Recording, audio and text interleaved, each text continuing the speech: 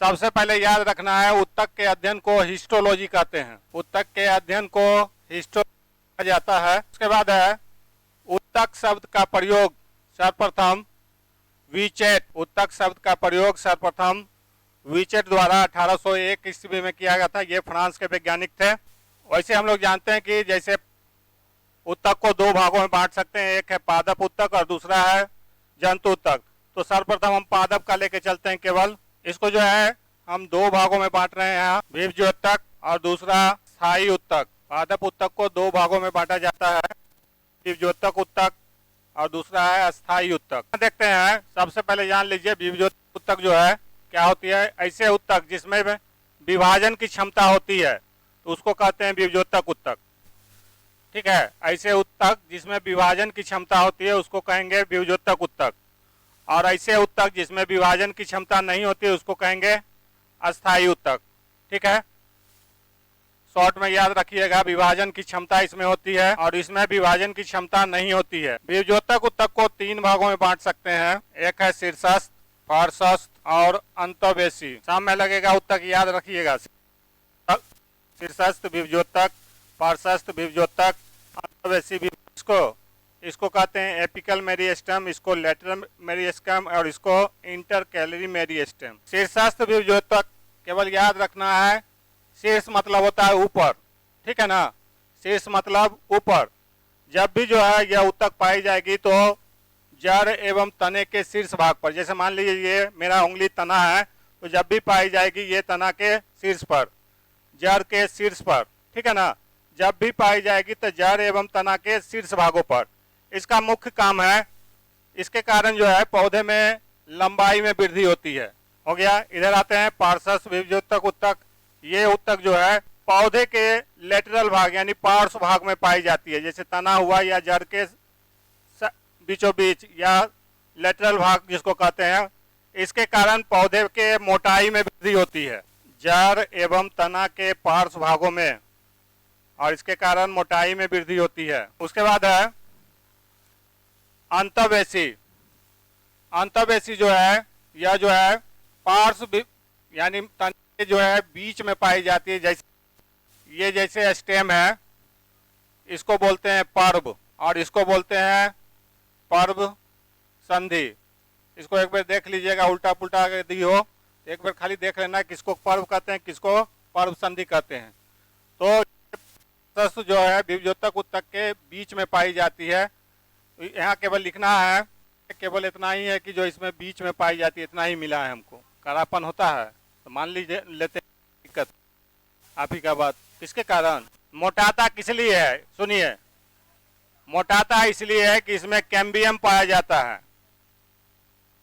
Cambium, और cambium ही secondary growth के लिए रिस्पॉन्स। पौधे में एनुअल रिंग जो होता है, एनुअल रिंग की वृद्धि सब जो है इसके कारण होती है। अच्छा ठीक है, आपको जो याद है सो याद रखिए, लेकिन हम मेरे ख्याल से कैम्बियम और लेटरल कैम्बियम जो भी एनुअल रिंग जैसे रिंग की जो गिनते हैं ना, लकड़ी जो गहरा रंग हो जाता है, पौधे जो आयु जो ज्ञात करते हैं रिंग गिन के ज्ञात करते हैं, वो सब जो है इसके क्या। इधर है अस्थायी उत्तक को दो भागों में बांटते हैं, एक है सरल उत्तक और दूसरा है जटिल उत्तक। जटिल उत्तक, सरल को सिंपल उत्तक, जटिल को कॉम्प्लेक्स टिश्यू। इस उत्तक को तीन भागों में बांटा गया है, एक है मृदु उत्तक, कोलेन काइमा, इसको कहते हैं स्थूल कोण उत्तक। यह है दृढ़ उत्तक, इसको अंग्रेजी में कहते हैं स्क्लेरन काइमा, इसको कहते हैं पेरन काइमा अंग्रेजी में। नाम दोनों याद रखना है, उत्तक पेरन काइमा, स्थूल कोण उत्तक कोलेन काइमा और दृढ़ उत्तक स्क्लेरन काइमा। मृदु उत्तक पेरन काइमा, कोलेन काइमा, स्थूल कोण उत्तक, दृढ़ उत्तक स्क्लेरन काइमा। स्थूल कोण उत्तक स्क्लेरन काइमा। अरे जो पूछेगा आप नोट करते चलिए ना, जो पूछेगा वही बता रहे हैं, जो पूछेगा वो बताया जा रहा है, चिंता मत कीजिए। इसको जो है दो भागों में बांटा जाता है। इसको एक को कहते हैं हरित उत्तक और दूसरे को कहते हैं वायु उत्तक। पूछेगा यही दोनों, देख लीजिए, पूछेगा क्लोरोफिल, उसको कहते हैं हरित उत्तक। ठीक है, मृदु उत्तक में जब क्लोरोफिल पाया जाएगा तो उसको कहेंगे हरित उत्तक। और पानी में तैरने वाले पौधे में कौन सा उत्तक पाया जाता है? तो वायु उत्तक। ठीक है ना। ये जो है पानी में तैरने वाले पौधे, और जब मृदु उत्तक में क्लोरोफिल पाया जाएगा तो उसको हरित उत्तक कहेंगे। क्लोरोफिल कहते हैं क्लोरोप्लास्ट में जो क्लोरोफिल पाया जाता है उसको कहते हैं मृदु उत्तक। जो है ना इस तरह होता है, इसमें जब क्लोरोफिल मिलेगा तो उसको कहेंगे हरित उत्तक। ठीक है ना। पानी में तैरने वाले जितने भी पौधे हैं वायु उत्तक के कारण ही तैरते हैं। उसके बाद है स्थूल कोण उत्तक। ये जो उत्तक है जड़ की कोशिकाओं में नहीं पाई जाती है, जड़ की कोशिकाओं में नहीं पाई जाती है। सीधे पूछेगा जड़ की कोशिकाओं में कौन उत्तक नहीं पाई जाती है? तो कोलेनकाइमा या स्थूल कोण उत्तक। क्लियर। इधर है दृढ़ उत्तक या स्क्लेरेनकाइमा। इसकी जो है कोशिका भित्ति मोटी होती है, यानी कोशिका मोटी होती है। क्यों होती है? तो लिग्निन के जमाव के कारण इसकी कोशिकाएं जो है मोटी पाई जाती है। लिग्निन के जमाव के कारण इसकी कोशिकाएं मोटी होती है, जिसके कारण यह कठोर होता है। इसके अलावा इसमें पूछ सकता है नारियल के रेशा में कौन सा उत्तक पाया जाता है? तो दृढ़ उत्तक। नारियल के रेशा, नारियल में छीलते हैं तो फाइबर जो होता है उसमें कौन सा उत्तक? दृढ़ उत्तक या स्क्लेरेनकाइमा। जटिल उत्तक। जटिल उत्तक में दो ही आते हैं, एक होता है जाइलम और दूसरा फ्लोएम। इसको हिंदी में दारू कहते हैं, याद रखिएगा। इसको दारू बोलते हैं और फ्लोएम को पास्ट बोलते हैं। इसमें याद रखना है संवहन बंडल। संवहन बंडल सम्मिलित रूप को संवहन बंडल कहते हैं। जाइलम एवं फ्लोएम के सम्मिलित रूप को संवहन बंडल कहते हैं। इसके अलावा पौधे में कंडक्टिव टिश्यू, जिसका मतलब पौधे, ये जो है पौधे में भोजन का संवहन करता है, और भोजन जो पत्ती में बनता है उसको पूरे पौधे में पहुंचाने का कार्य फ्लोएम का है। जाइलम को 4 भागों में बांटा गया। इसके खाली नाम याद रखिएगा, नाम ऐसे पकड़ा जाएगा। एक है वाहिनिकाएं, जाइलम तंतु और जाइलम फाइबर। पहला में वाहिनिकाएं, अंग्रेजी रूप है ट्रेकियार्ड्स। ठीक है। वाहिनिकाएं को अंग्रेजी में ट्रेकियार्ड्स बोलते हैं, वाहिकाएं को अंग्रेजी में वेसल्स बोलते हैं। ठीक है। इसमें जो है ना चारों नाम इसलिए कह रहे हैं याद करने के लिए कि कभी कभी पूछता है कि वेसल्स किस में पाए जाते हैं। ऑप्शन में रहेगा जाइलम, फ्लोएम, इस तरह करके रहता है। ठीक है ना। याद रखना है ट्रेकियार्ड्स, जाइलम तंतु। 4 नंबर जाइलम फाइबर। उसी तरह इसका भी जो है 4 भाग है, फ्लोएम तंतु और फ्लोएम फाइबर। इसको अंग्रेजी से और इसको ट्यूब। सहकोशिकाएं, चलनी नलिकाएं, फ्लोएम तंतु और फ्लोएम फाइबर। सहकोशिकाएं, चलनी नलिकाएं, फ्लोएम तंतु, फ्लोएम। पादप का खत्म। पादप में इतना ही उत्तक है। हम फ्लोएम के सम्मिलित रूप को, जाइलम एवं फ्लोएम के सम्मिलित रूप को संवहन बंडल कहते हैं। अंग्रेजी में वेस्कुलर टिश्यू भी बोलते हैं। याद रख लीजिए जंतु उत्तक। हाँ, उसी तरह जंतु उत्तक 4 प्रकार के होते हैं। एक है एपिथेलियमी उत्तक, एपिथेलियमी उत्तक। तीसरा है पेशी उत्तक और चौथा है तंत्रिका उत्तक। बता रहे हैं एपिथेलियमी इंग्लिश शब्द है। ठीक है ना। हिंदी में इसको उपकला बोलते हैं। संयोजी उत्तक, अंग्रेजी में उसको कनेक्टिव टिश्यू बोलते हैं। पेशी उत्तक, तंत्रिका उत्तक, ये जंतु उत्तक 4 प्रकार के होते हैं। इसमें है एपिथेलियमी उत्तक को भी फिर बांटा गया है। एपिथेलियम हिंदी में उपकला। इसके भी 4 भाग हैं। एक है सल्काव, सल्काव क्यूबाइडल, स्तंभाकार, सल्काव, सल्काव काव भ, सल्काव, क्यूबाइडल, स्तंभाकार और पक्षमल। क्यूबाइडल, स्तंभाकार, पक्षमल, ये सभी एपिथेलियमी उत्तक के प्रकार हैं। एपिथेलियमी उत्तक का मुख्य काम है, जैसे ये हमारे त्वचा के बाहरी आवरण पर पाया जाता है, इतना याद रखना है, केवल इसका काम सुरक्षा का है। ठीक है ना। सल्काव, पक्षमल, इसमें है ना इसको भी 5 भागों में बांटा गया, लेकिन एक के दिन में खत्म। तरल संयोजी उत्तक, कंकाल उत्तक, को याद रखना है। 5 वो फिर कहिएगा ज्यादा हो गया तो छोड़ देते हैं। को याद रखना है। मुख्य मांसपेशियों से जोड़ना। इसके अलावा एक और है बराबर काम है अस्थि को मांसपेशी से जोड़ता है, और एक है इसमें लिगामेंट, अस्थि को अस्थि से जोड़ता है या हड्डी को हड्डियों से जोड़ता है, ऐसे भी लिख सकते हैं। एग्जाम में जो है ना ऐसे टेंडन देख के नहीं पूछेगा, जब भी पूछेगा तो पूछेगा अस्थि को मांसपेशियों से कौन जोड़ता है, तो ऑप्शन में सब उसी तरह रहता है, टेंडन, लिगामेंट, एरियोलर, इस तरह करके रहता है। ठीक है, उसी तरह पूछेगा अस्थि को अस्थियों से कौन जोड़ता है, तो लिगामेंट। ठीक है ना, नहीं ये सब इसी का है, ऊपर वाला का। हाँ, लिगामेंट भी उसी ऊपर का है, वास्तविक संयोजी ऊतक का ही प्रकार में से है। इसके बाद तरल और दूसरा प्लीहा। कंकाल ऊतक में आते हैं, एक आता है उपास्थि और दूसरा आता है अस्थि, इसको अंग्रेजी में कार्टिलेज बोलते हैं। रक्त एवं प्लीहा। उपास्थि कान की हड्डी, इसको जो है इसको जो बोलते हैं उपास्थि। ठीक है ना, इसमें जो है हड्डी नहीं पाई जाती है। बीपीएससी में क्वेश्चन पूछा हुआ है, बीपीएससी में क्वेश्चन पूछा हुआ है, ऑप्शन में उपास्थि नहीं था, कार्टिलेज था। ठीक है ना, तो ध्यान रखना है किसमें हड्डी नहीं पाई जाती है, तो आंसर होगा उपास्थि। ठीक है ना, रक्त, ब्लड। कंकाल ऊतक में उपास्थि और अस्थि। हाँ, लसिका लिया नहीं होगा, लसिका ही होगा, काट लेना है। रक्त एवं लसिका हो गया ना। इधर चलते हैं पेशी ऊतक, इसको मिटावे ना। इसको जो है 3 भागों में बांटा गया है, रेखित और हृदय। पेशी ऊतक को 3 भागों में, रेखित, रेखित और हृदय पेशी। हृदय अपने आप धड़कता है ना, तो इसमें पूछता है इसे तीनों में से कौन अनैच्छिक होगा, कौन ऐच्छिक होगा, तो हृदय अपने आप धड़कता है, तो ये हो गया अनैच्छिक। रेखित में और लगा हुआ, इसको भी अनैच्छिक याद रखना है, और ये ऐच्छिक होता है। हृदय पेशी अनैच्छिक, रेखित पेशी ऐच्छिक और रेखित पेशी अनैच्छिक। ठीक है ना। इसके अलावा एक चीज इसमें और याद रखना है, सार्कोप्लाज्म। सार्कोप्लाज्म कहते हैं पेशी ऊतक चारों ओर से एक तरल पदार्थ से घिरा रहता है, जिसको सार्कोप्लाज्म कहते हैं।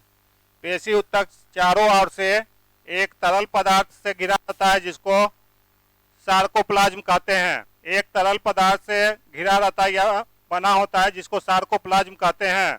इसके बाद है इधर, तो सार्कोप्लाज्म कहते हैं। इधर है तंत्रिका ऊतक में मुख्य रूप से आते हैं तंत्रिका तंत्र, और तंत्रिका तंत्र की इकाई को न्यूरॉन कहते हैं, ये पहले ही भी लिखाए हुए हैं। इसके अलावा 2 न्यूरॉन आपस में जो है डेंड्राइट से जुड़े रहते हैं, 2 न्यूरॉन आपस में डेंड्राइट से जुड़े रहते हैं। इसके अलावा याद रखना है, आवेगों का संचरण जो है न्यूरॉन के कारण ही होता है। जैसे ये हाथ में कोई सुई चुभा दे तो क्या एक हाथ हटा लेते हैं, ये तंत्रिका ऊतक के कारण ही होता है। ठीक है ना, ये याद रखना है। मान लो किसी को अगर कोई एक चांटा मारता है तो महसूस होता है कि हमको चोट लगा, तो ये भी तंत्रिका ऊतक के कारण है।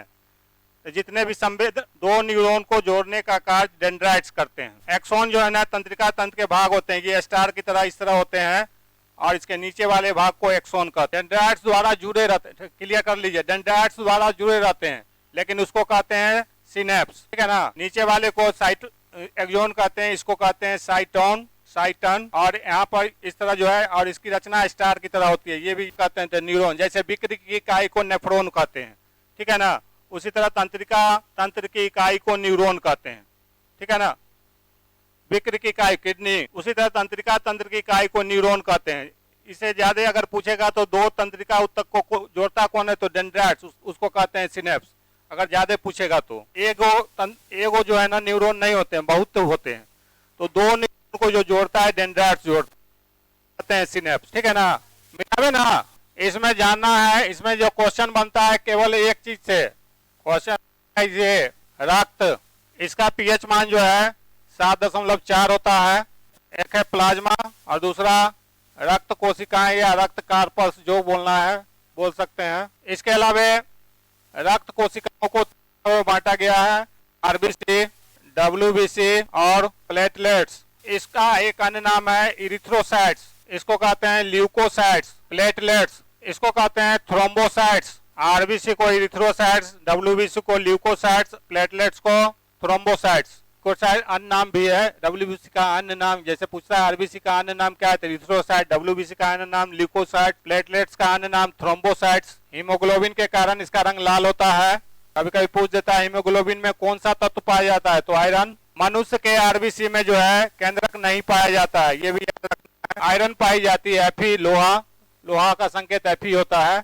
मनुष्य के आरबीसी में केंद्रक नहीं पाई जाती है। इसका रंग लाल नहीं होता है, इसका रंग व्हाइट होता है, क्योंकि इसमें हीमोग्लोबिन नहीं पाई जाती है। 120 दिन इसका जो है कितना। और इसमें पूछता है रक्त का थक्का कौन बनाता है, या रक्त किसके कारण जमता है, तो प्लेटलेट्स के कारण। रक्त का थक्का कौन बनाता है, तो प्लेटलेट्स नहीं, इसी कारण उसका रंग श्वेत होता है। ज्यादा क्या बनता है ये हमको नहीं मालूम है। 2 से 4 दिन कार्यकाल है, कार्यकाल 120 दिन है। में मिलेगा 120 दिन। किताब उताब में इस तरह कार्यकाल दिए हुए नहीं रहता है। इसके अलावा याद रखना है कि हम जो सांस लेते हैं ऑक्सीजन, वो पूरे शरीर में आरबीसी के कारण ही पूरे शरीर में फैलता है, ठीक है ना। हम जो O2 लेते हैं वो O2 पूरे शरीर में जो है आरबीसी के कारण ही पूरे शरीर में जाता है। यानी आरबीसी का मुख्य काम क्या है, O2 का परिवहन। रक्त जो है ऑक्सीजन को ले जाता है, ठीक है ना। O2 का परिवहन मतलब ऑक्सीजन का परिवहन। O2 मतलब ऑक्सीजन होता है। मिटा दे क्या, मिटा दे, बोलिए ना हाँ या नहीं। ऑक्सीजन का परिवहन, हम जो सांस लेते हैं यानी ऑक्सीजन जो लेते हैं वो पूरे शरीर में ऑक्सीजन को कौन ले जाता है, तो आरबीसी। ये जो है इसका मुख्य काम है जीवाणुओं का भक्षण करना। एंटीबायोटिक नहीं है, एंटीबॉडी का निर्माण करता है। और उधर रक्त का थक्का। इसके अलावा ये याद रखना है कि आरबीसी, डब्ल्यूबीसी ये सब चीज कहाँ बनता है, तो तीनों जो है, जो भी पूछेगा सब में मानना है अस्थि मज्जा। एंटीबॉडी का निर्माण, जो कोई भी पूछेगा तो मानना है अस्थि मज्जा। कोई भी चीज पूछेगा सब अस्थि मज्जा। पूछता है कि रक्त का निर्माण कहाँ होता है, तो अस्थि मज्जा। कौन सी पढ़ा रहे हैं। मनुष्य क्या दूसरा जानवर है, मनुष्य भी जंतु है, हो गया ना। इसके अलावा देख लीजिएगा, और ये जो है 45% है। कभी कभी प्रतिशत भी दे देता है, कितना प्रतिशत कौन है, किस प्रकार का उत्तक है, तो ये भी याद रखना है। पहले यही याद रखना है। उत्तक खत्म। अब बोलिए किन्हीं को कुछ पूछना है तो वो बोल सकते हैं। कहाँ जाता है ये हमको नहीं मालूम है, अभी बता दीजिए। प्लिया को आरबीसी का श्मशान घाट कहा जाता है, ठीक है, वहां जाता है। और ये कहाँ जाता है ये हमको नहीं पता है। अरे आप पूछे ना, तो अगर आपको मालूम होगा तो हमको बता दीजिए, नहीं तो हम खोजेंगे। हो गया ना, आज इतना ही ना। करंट तो चलेगा। प्लाज्मा पीले रंग का एक जो है ना भाग होता है, इसमें प्लाज्मा का रंग पीला होता है।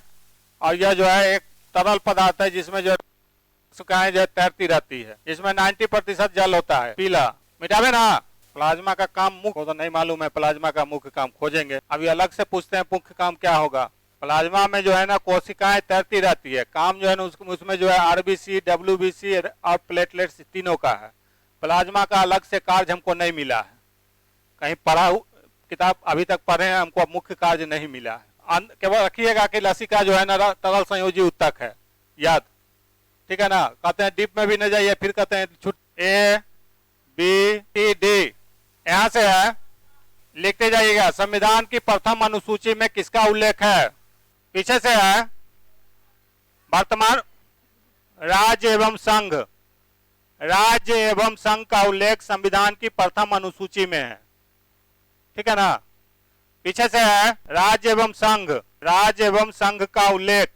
पीछे 4 बेंच, ऊपर में लिख लीजिए अनुसूची और 1 नंबर लिखिए प्रथम अनुसूची में राज्य एवं संघ का उल्लेख है। बी से है द्वितीय अनुसूची में क्या है, द्वितीय में लिखना है वेतन एवं भत्ते, जिसका भी है सबका वेतन एवं भत्ते का जिक्र इसी में है। डी में है तृतीय अनुसूची में क्या है, तृतीय में है शपथ। डी से है चतुर्थ अनुसूची में क्या है, भाषा नहीं है, राज्यसभा की सीटों।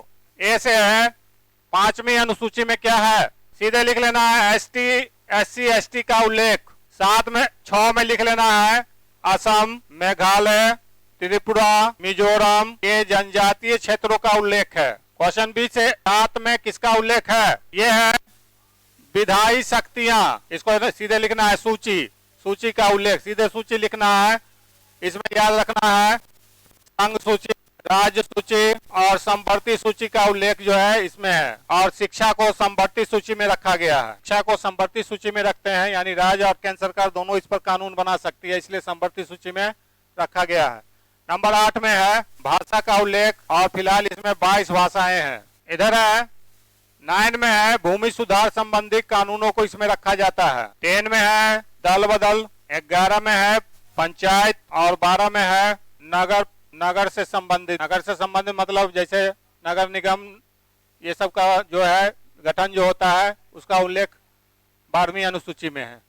तो 12 अनुसूची है कुल, शुरुआत में 8 ही थे, 4 को बाद में जोड़ा गया है। हाँ 22 अनुसूची 8, भाषा हाँ दोनों 22 है। नया में 25 दिया है, अनुसूची 12 है, 12 को लिखा है ना अभी। मूल संविधान उसमें लगा हुआ रहेगा, मूल संविधान में कितने अनुसूची, तब 8। ऐसे पूछेगा संविधान में कितने अनुसूची है, तब 12। ठीक है, इसको मिटाते हैं। यहाँ से है ऐसे वर्तमान में 28 राज्य है। तेलंगाना राज्य का गठन कब हुआ? उधर से पीछे से जम्मू कश्मीर एवं लद्दाख केंद्र शासित प्रदेश का गठन कब किया गया? 2019।